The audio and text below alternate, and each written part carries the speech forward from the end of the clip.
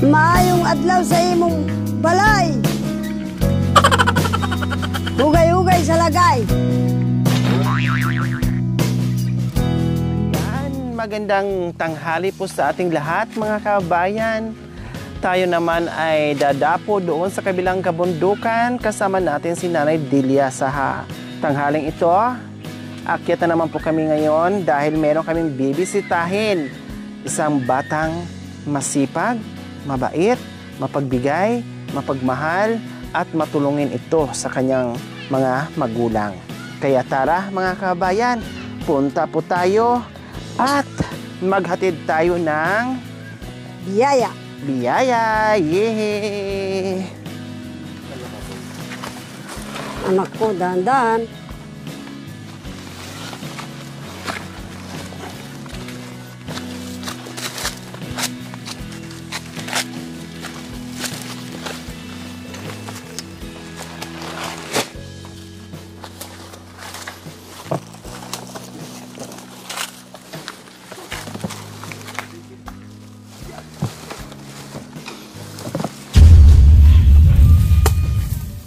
Mga kabayan, inom muna tayo ng tubig ng buko po mga kabayan. Kasi, kabayan, tuloy-tuloy po tayo. Dahil napreskuhan na, nakainom na tayo ng tubig ng buko po mga kabayan. Kaya, continue na naman tayo sa ating paglalakad. Una po kinay. Okay lang po. Mga kababayan, tapos na kaming uminom ng buko. Paakyat naman.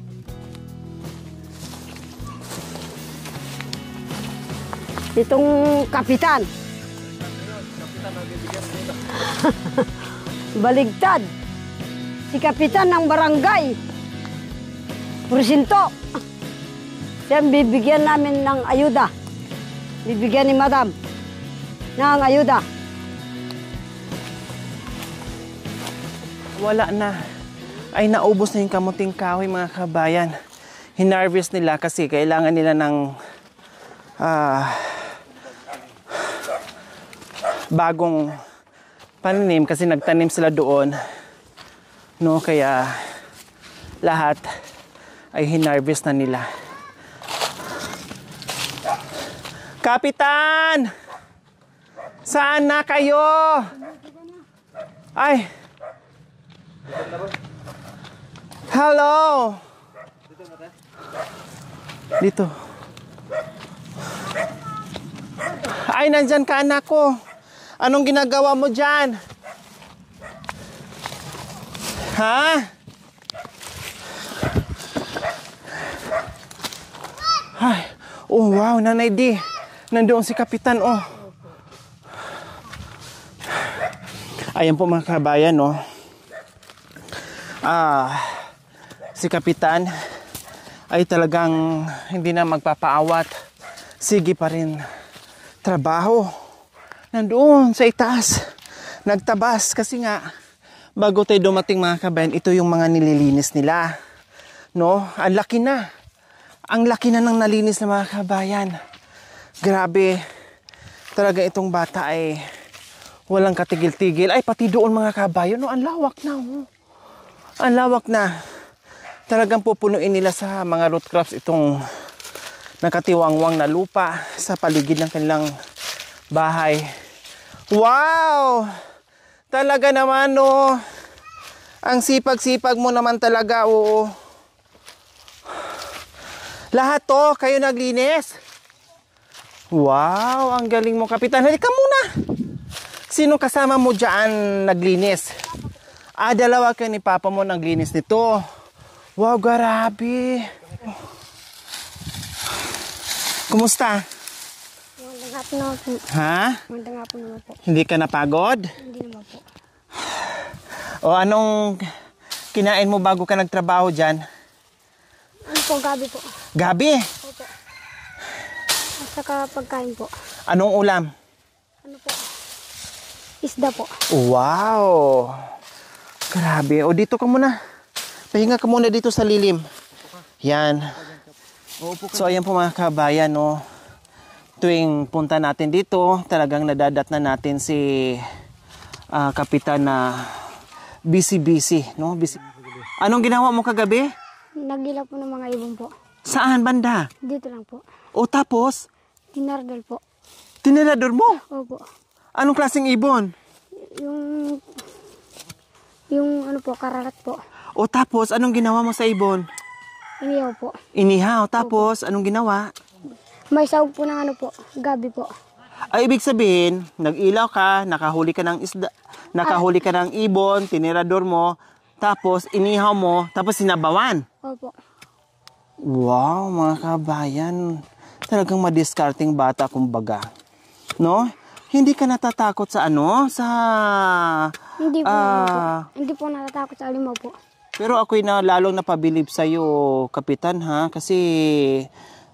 Kita mo, nung nandito kami, wala pa to, masukal to, madamo pa to, ang dami-dami pang damo nito. Pero ngayon, ang lawak-lawak na. Ano bang itatanim nyo dito? Gabi po. Gabi, tapos At saka kamuting... kamuting kahoy. Nadaanan ko yung nagbunutan mo.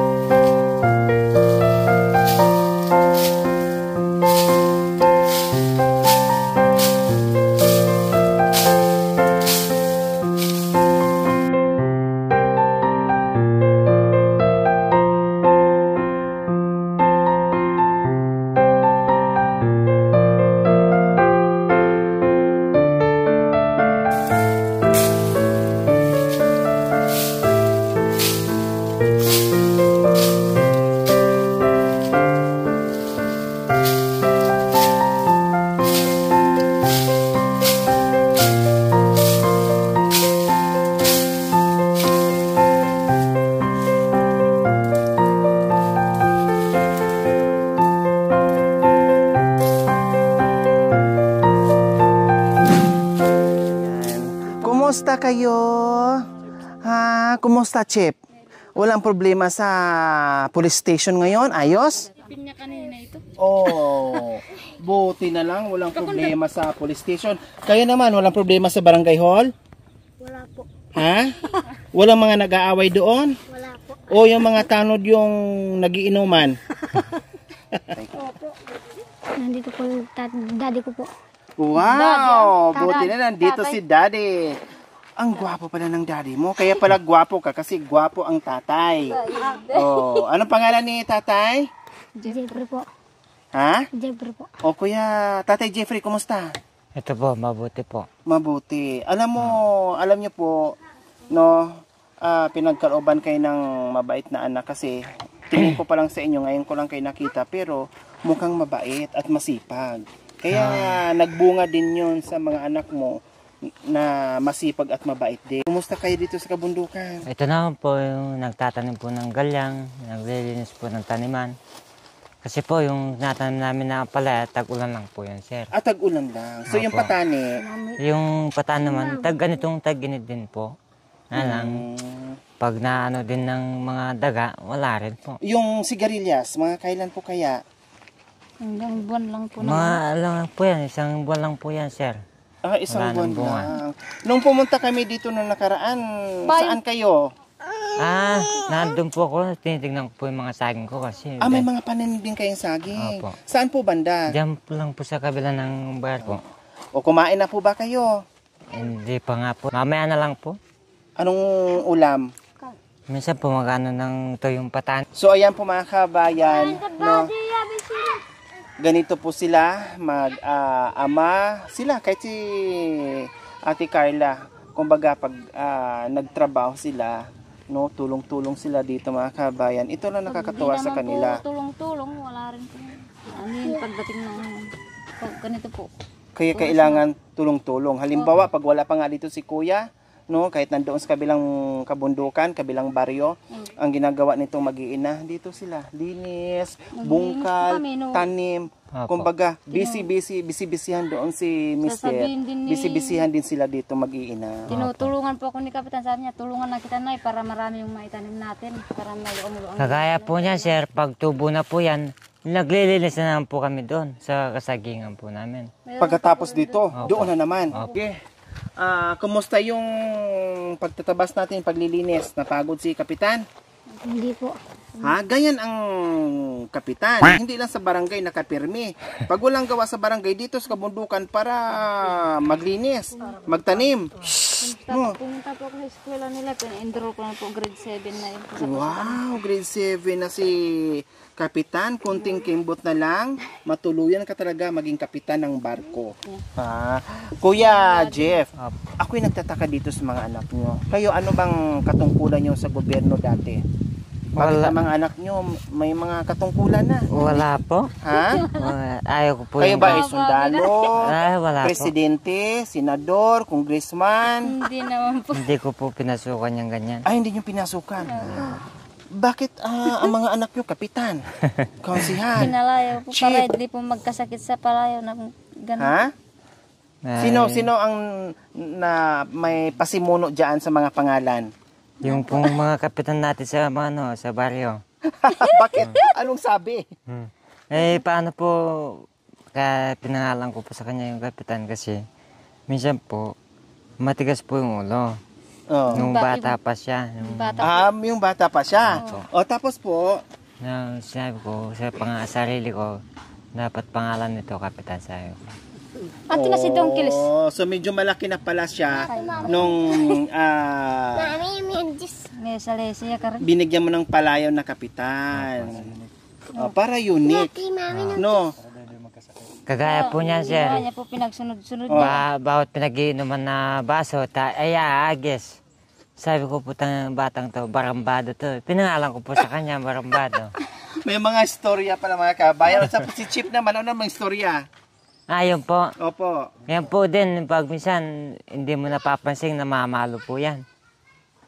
Kaya naging chief na Tulad siya. po ako, nagsasaing ako, inihipan ko yung apoy, hinampas ako. Malikot yung mga bata. Ganito pala mga kabayan. Ganito pa pala mga kabayan.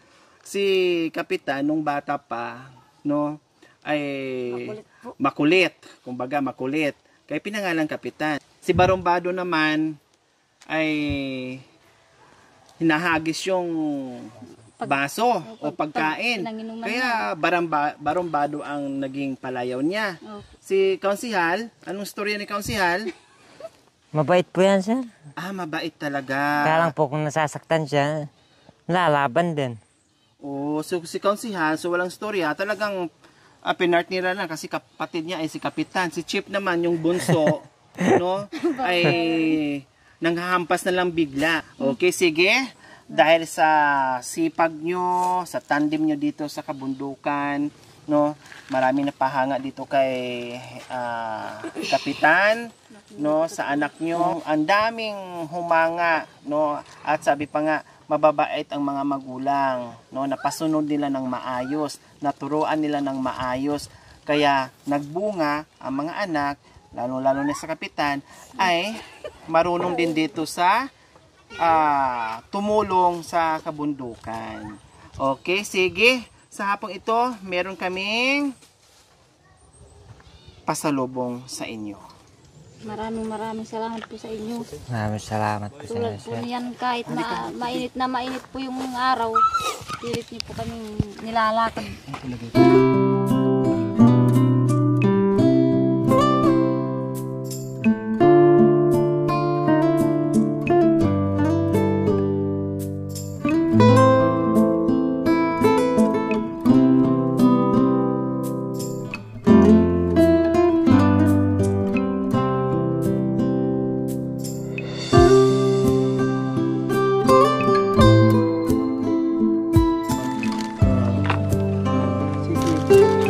Dalawa.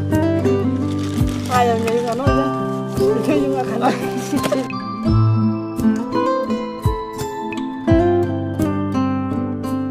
So yan po mga kabayan, ito po yung request ng ating sponsor na bilhin para sa kanila.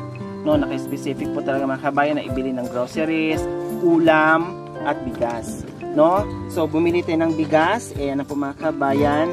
No, at sabi pa pang baon-baon sa mga bata sa eskwela. No, kaya ito, ang dami nating groceries, assorted groceries natin nandiyan na lahat. Ayan, pang baon-baon ng mga bata, mga dilata, nandyan na po lahat mga kabayan. At pang merienda, ito, sino pang hindi nakainom? Ito, pang merienda. Oh. Ito anak. Oh, ito bibi oh. Oh. Oh, sino pa? Ito? Oh, ayan. And then, ito, siyempre, kailangan din nila to pag naglaba. Ito, bumili na rin ako ng toothbrush para sa mga bata, ha? Toothpaste para magsipilyo. Ayan, nandito na rin. Kompleto Ricados na, ha? Ayan. And then, siyempre, bumili na ako isang latang biskwit, no? At para mamayang hapunan, bumili ako ng lechon manok, mga kabayan. Dinalawa ko na para ulam lang mamaya. Then bukas meron pa silang ulam, no? Kasi siyempre pag nandito at bibihira mo lang matikman, no, ang sarap kumain. Kaya para hindi mabitin, dinalawa ko na. So siyempre magpapasalamat tayo sa ating butihing sponsor na nagpapaabot ng pagmamahal sa pamilya ni Kapitan, no?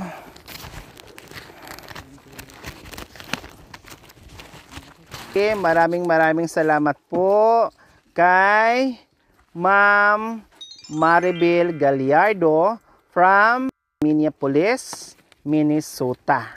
Ayan, maraming salamat po. Actually mga kabay, nagpaabot siya ng 10,864. Ang 5,000 mapupunta sa pamilya ni Kapitan. Ang 5,000 naman ay mapupunta doon sa bahay ni Nanay Delia. Oh. Maraming salamat po, Ma'am Maribel.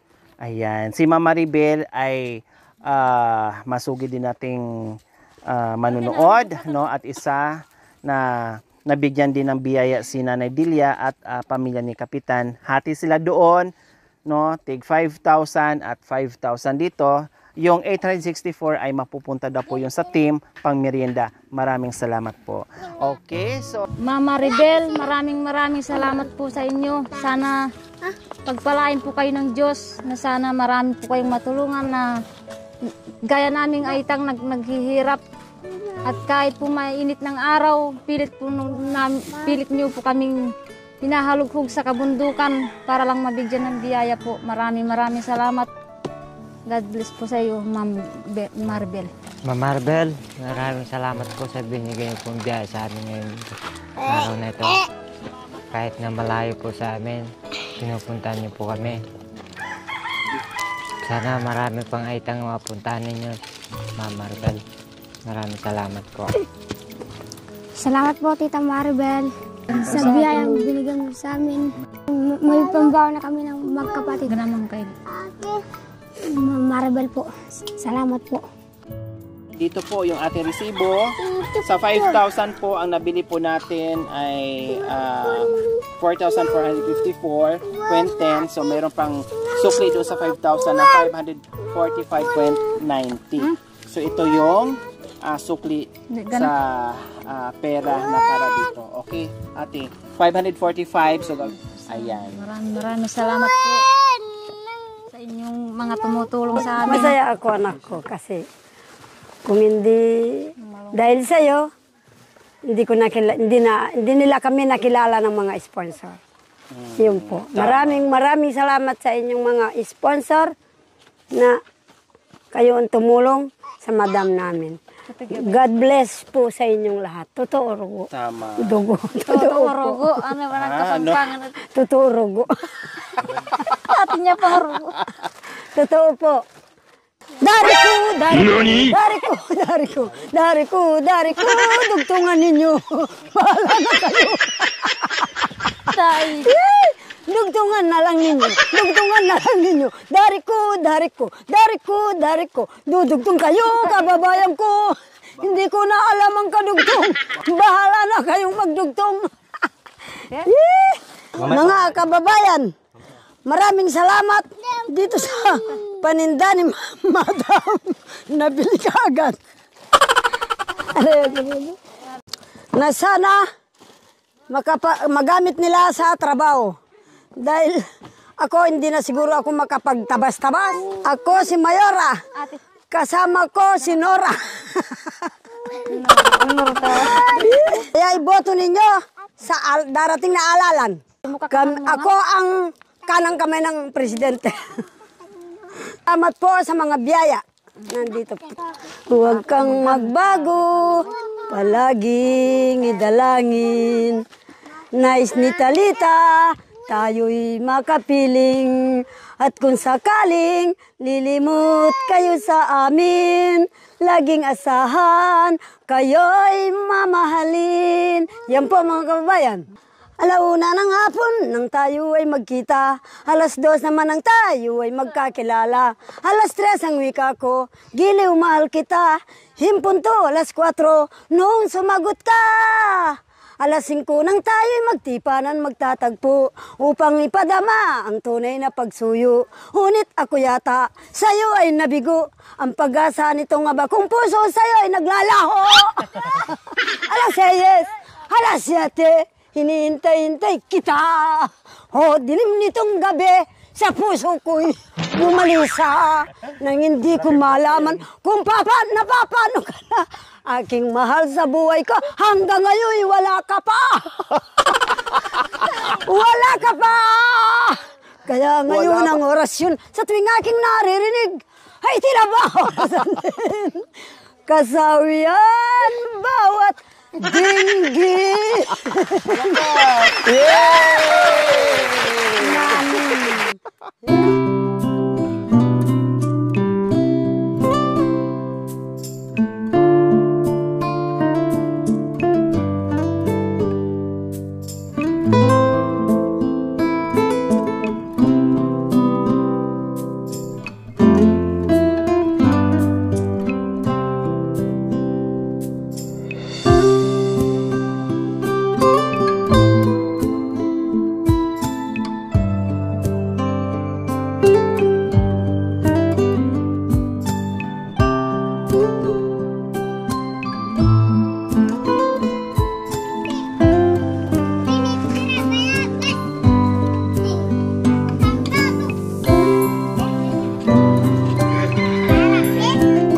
Thank you for watching.